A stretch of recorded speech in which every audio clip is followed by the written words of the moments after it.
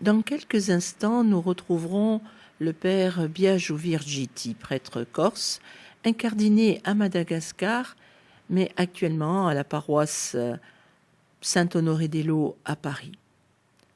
Il nous propose les commentaires de la parole de ce dimanche. Bonne écoute.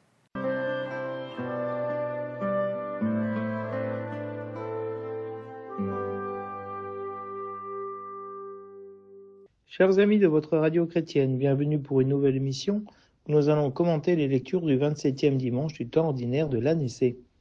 Commençons sans plus tarder par la proclamation de l'évangile de Jésus-Christ selon saint Luc. En ce temps-là, les apôtres dirent au Seigneur, « Augmente en nous la foi. » Le Seigneur répondit, « Si vous aviez de la foi, gros comme une graine de moutarde, vous auriez dit à l'arbre que voici, déracine-toi et va te planter dans la mer, et il vous aurait obéi.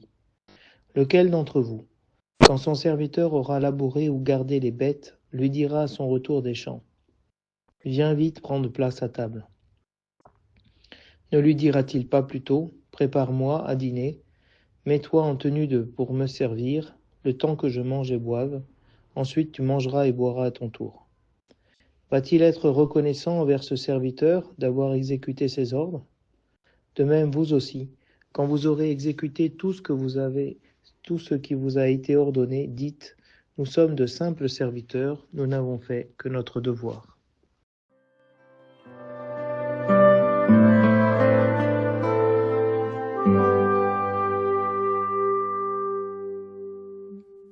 Du prophète Habacuc. Combien de temps, Seigneur, vais-je appeler, sans que tu entendes ? Crier vers toi, violence, sans que tu sauves. Pourquoi me fais-tu voir le mal et regarder la misère ? Devant moi, pillage et violence, dispute et discorde se déchaînent. Alors le Seigneur me répondit, tu vas mettre par écrit une vision, clairement, sur des tablettes, pour qu'on puisse la lire couramment, car c'est encore une vision pour le temps fixé. Elle tendra vers son accomplissement et ne décevra pas. Si elle paraît tarder, attends-la. Elle viendra certainement sans retard. Celui qui est insolent n'a pas l'âme droite, mais le juste vivra par sa fidélité.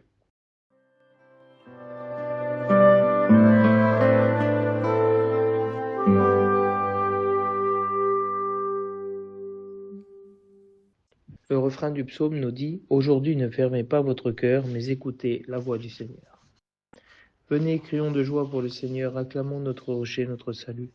Allons jusqu'à lui en rendant grâce par nos hymnes de fête, acclamons-le. Entrez, inclinez-vous, prosternez-vous, adorons le Seigneur qui nous a fait. Oui, il est notre Dieu, nous sommes le peuple qu'il conduit. Aujourd'hui, écouterez-vous sa parole, ne fermez pas votre cœur comme au désert, où vos pères m'ont tenté et provoqué, et pourtant ils avaient vu mon exploit. Aujourd'hui, ne fermez pas votre cœur, mais écoutez la voix du Seigneur.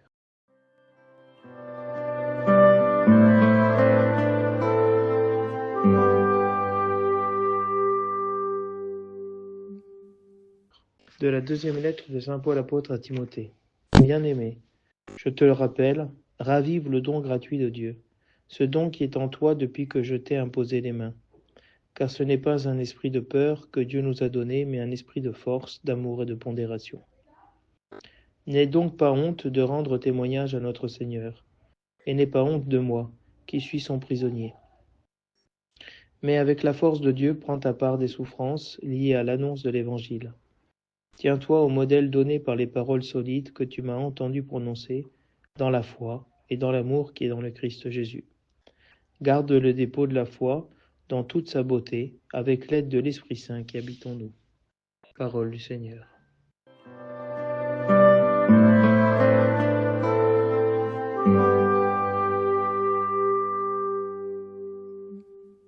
Les paroles de ce dimanche portent sur la foi. Alors il est peut-être moins évident qu'il n'y paraît de voir un lien entre les lectures, mais nous allons essayer de montrer comment les disciples qui demandent au Seigneur « Augmente en nous la foi » et le Seigneur qui leur répond « Si vous aviez de la foi gros comme une graine de moutarde » est en lien avec la première lecture du livre d'Habacuc qui termine en disant « Le juste vivra par sa fidélité, le juste vivra par sa foi ». combien la foi est cette relation avec Dieu qui nous fait vivre. Et face aux difficultés, aux misères, aux troubles, aux violences, aux discordes que nous pouvons observer autour de nous, comme c'était le cas pour le prophète Habakkuk, la fidélité, la foi fera vivre le croyant, mais d'une manière tout à fait surprenante, comme une capacité à pouvoir déraciner les arbres pour les planter dans la mer, dans le lieu qui n'est pas du tout adapté pour eux, et le fait de pouvoir planter l'arbre de la croix dans un milieu hostile. La foi soulève les montagnes. La foi est cette attitude du serviteur qui se trouve inutile, un simple serviteur, un serviteur quelconque, qui se trouve à accomplir la volonté de Dieu, à être son serviteur, et qui ne mérite rien en retour, et pourtant le Seigneur lui donnera la vie. C'est un don gratuit, nous dit saint Paul. Le don gratuit qui est en toi depuis que je t'ai imposé les mains. L'imposition des mains comme prêtre pour la communauté de Timothée, mais pas seulement. C'est un esprit qui n'est pas un esprit de peur, mais un esprit de force, d'amour, de pondération, qui nous aide à pouvoir nous modeler sur les paroles que nous entendons, à pouvoir prononcer dans la foi et dans l'amour des paroles fortes, des paroles solides pour ceux qui sont autour de nous. Et donc la foi est un don gratuit, c'est une vertu théologale, une vertu qui vient de Dieu et qui vient à notre service. Mais nous n'avons aucun mérite pour cela. De garder la foi, c'est un don de Dieu. Face à des apôtres qui demandent au Seigneur d'augmenter en lui la foi, qui est une demande tout à fait légitime, le Seigneur leur répond que la foi n'est pas une question de quantité, mais une réalité puissante en elle-même, même faible. Si vous aviez de la foi gros comme une graine de moutarde, c'est-à-dire la plus petite des graines potagères connues alors, vous pourriez commander à l'arbre que voici et lui demander d'aller se déraciner et de se planter dans la mer, et cet arbre obéirait. C'est-à-dire que la foi, même toute petite, aussi petite qu'elle soit, elle est puissante. Elle est capable de déraciner des arbres et de les planter dans un milieu hostile, un milieu qui ne leur est pas favorable, celui de la mer. Et donc, on peut vraiment demander au Seigneur, si on avait un peu de foi, que l'arbre de la croix se plante dans la mer, dans la réalité de mort dans laquelle nous sommes, pour nous faire vivre. Cet arbre qui donne la vie, cet arbre qui sauve. Que la foi est véritablement, bien que toute petite, bien que naissante, une réalité d'une puissance sur la nature, qui est vraiment une réalité surnaturelle. Et pour illustrer que finalement c'est pas nécessaire d'avoir une foi, une grosse quantité de foi, et d'avoir une foi réelle, et d'en être conscient, le Seigneur va faire l'exemple du serviteur qui revient des labours après avoir gardé les bêtes et qui, au retour des champs, se retrouve face à son maître. Aucun maître ne dira à son serviteur qui rentre des champs: viens vite prendre place à table que je te serve. Il dira plutôt: prépare-moi à dîner, mets-toi en tenue pour que je mange, je boive, et puis après toi tu mangeras à ton tour. N'importe qui ferait comme ça. Personne ne se mettrait à servir son serviteur. Parce que le serviteur qui fait son travail n'a rien fait d'extraordinaire. L'esclave ou le serviteur ont fait la tâche qui leur incombe.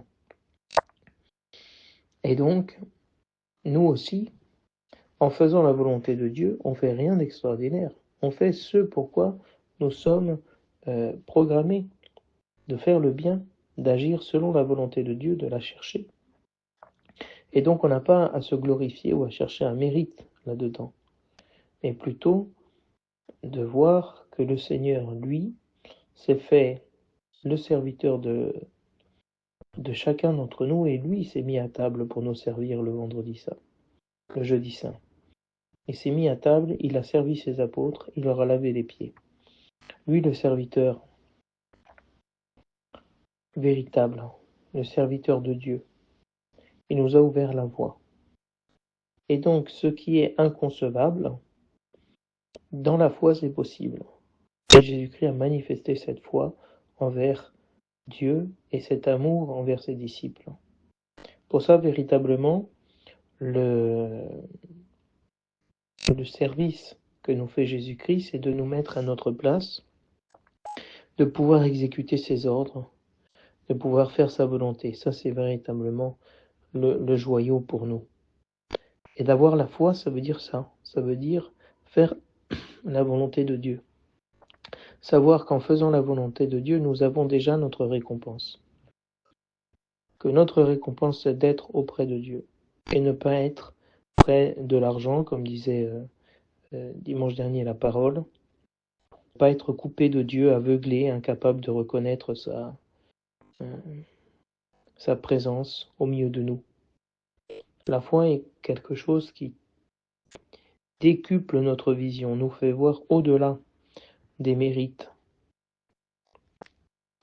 Et alors de pouvoir dire que nous sommes de simples serviteurs, que nous avons fait que notre devoir, c'est pour nous une bénédiction, une guérison, une libération, parce qu'on est libéré à ce moment-là de la vaine gloire, de le fait d'attendre en retour qu'on nous dise ah, c'est bien, tu as bien fait.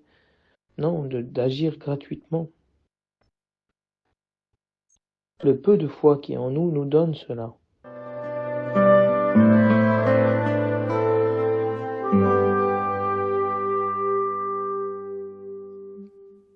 La seconde lecture a sans doute été choisie à cause du verset final, le juste vivra par sa fidélité.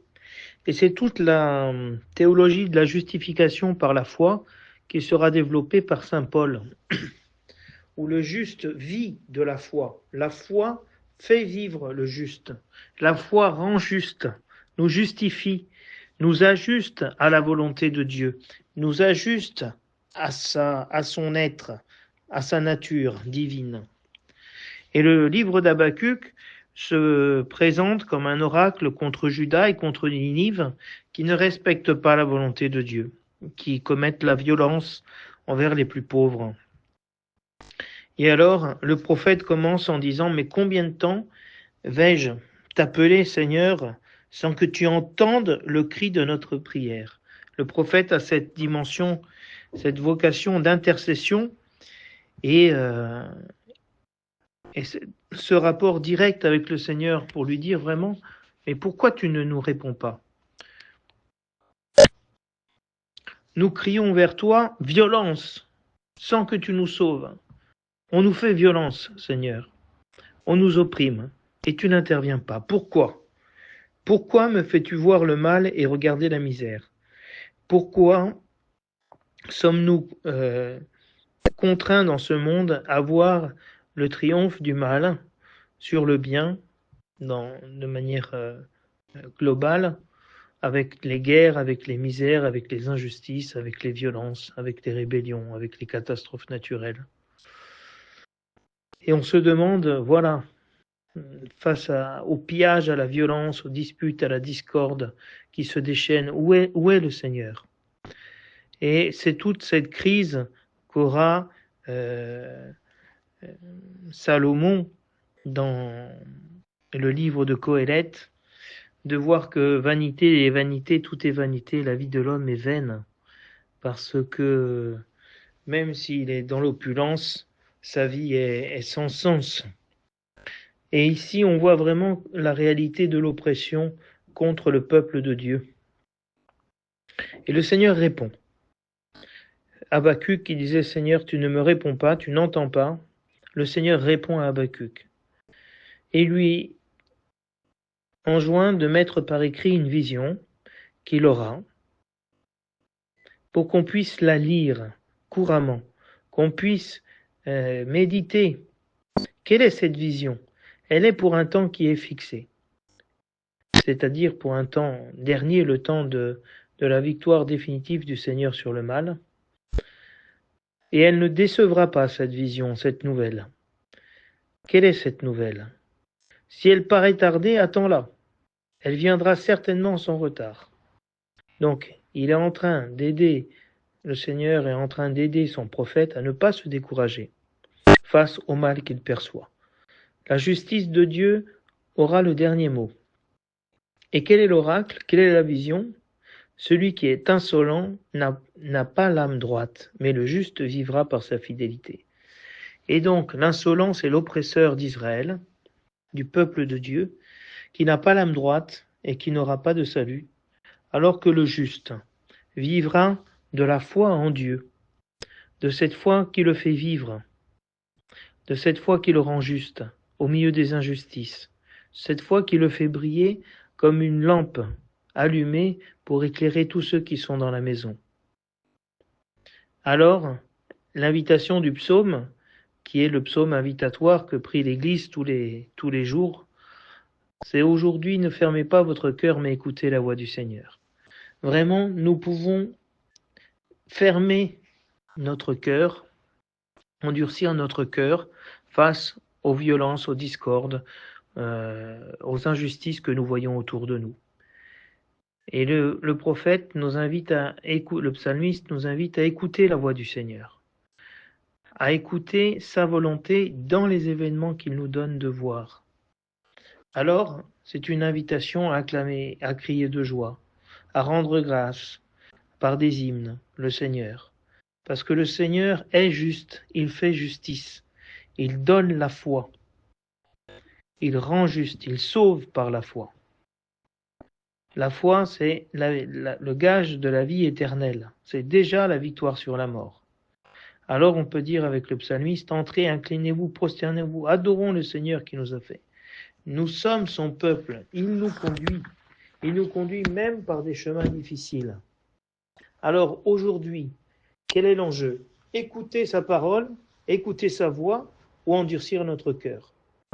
Mais si on endurcit comme le peuple au désert qui a tenté et provoqué le Seigneur, bien qu'il ait vu ses exploits. Et donc la foi nous aide à regarder la volonté de Dieu, à voir son salut arriver à nous, à ne pas endurcir notre cœur, à ne pas nous penser arriver, utile, indispensable à ce que Dieu réalise son projet de salut. Alors on voit Saint Paul rappelle le don gratuit qu'a reçu Timothée par l'imposition des mains. Et pourquoi il lui demande de se souvenir de ce don? Parce qu'il l'invite à garder le dépôt de la foi dans toute sa beauté. Comme il a reçu des paroles solides, indéfectibles de Saint Paul sur la foi et dans l'amour, qui est en Jésus-Christ, il est invité à garder le dépôt de la foi dans toute sa beauté, aidé évidemment par l'Esprit Saint. Et donc il a une mission, Timothée, de garder la foi et de la transmettre. Et de la transmettre de la même manière qu'il a reçu dans sa pureté, dans sa beauté. Et ce don qu'il a reçu est un don gratuit que Dieu a fait. Et ce don est en Timothée depuis l'imposition des mains par Paul, depuis qu'il a été choisi au milieu de ses frères pour être un ancien, pour manifester le service qu'on retrouve dans l'Évangile. Et cet esprit qu'il a reçu, ce don qu'il a reçu, n'est pas un esprit d'esclave, un esprit de peur, pour que nous retombions dans la crainte, mais un esprit de force, d'amour et aussi de pondération. Et donc cet esprit que donne la foi n'est plus une relation de crainte avec Dieu, mais d'amour, qui fortifie, qui donne le discernement. Et alors, Paul appelle Timothée à ne pas avoir honte de sa foi et de rendre témoignage à notre Seigneur Jésus-Christ, sans avoir honte de Dieu, qui n'est pas honte non plus de ce qu'il a reçu de Paul, bien que Paul soit prisonnier. Ce n'est pas parce que Paul est prisonnier que la foi qu'il a transmise à Timothée est vaine, est fausse. Mais il l'invite à prendre part aux souffrances qui sont liées à l'annonce de l'Évangile. Il y a toujours une part de souffrance, de rejet, de calomnie. Et Paul a souffert toute sa vie d'avoir annoncé l'Évangile. Il a souffert la contradiction. Combien de fois il dit « j'ai été battu de verge », combien de fois j'ai été jeté au cachot, laissé pour mort, lapidé, voilà. La foi lui a donné de rentrer dans ses épreuves sans se rebeller contre celui qui l'invitait à annoncer l'Évangile. Paul dira « Malheur à moi si je n'annonce pas l'Évangile ».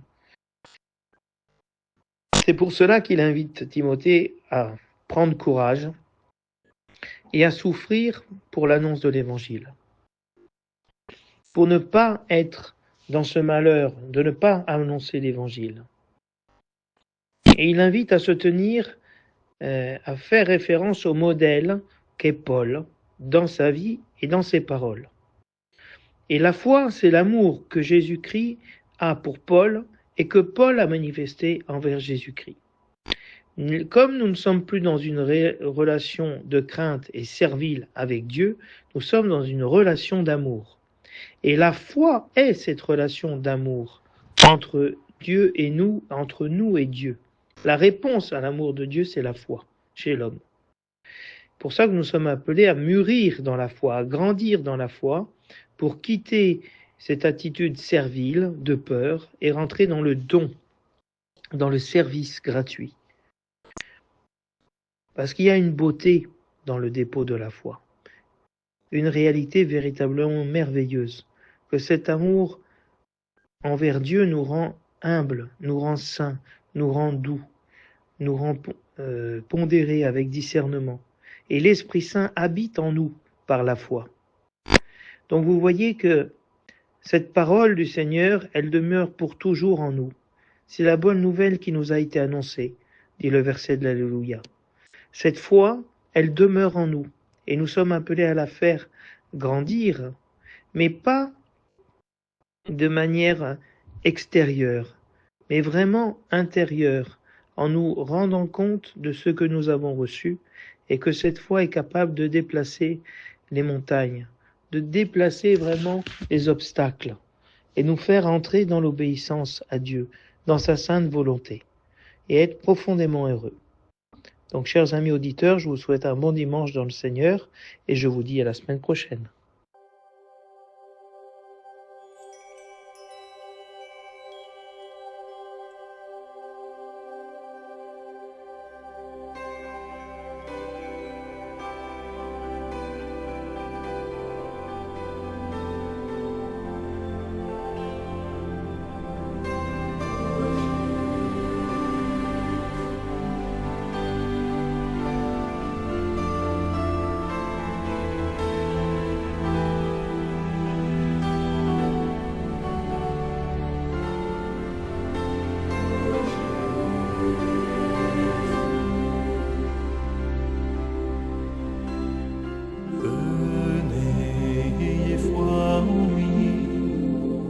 Car il est notre espérance, venez, ayez foi en lui.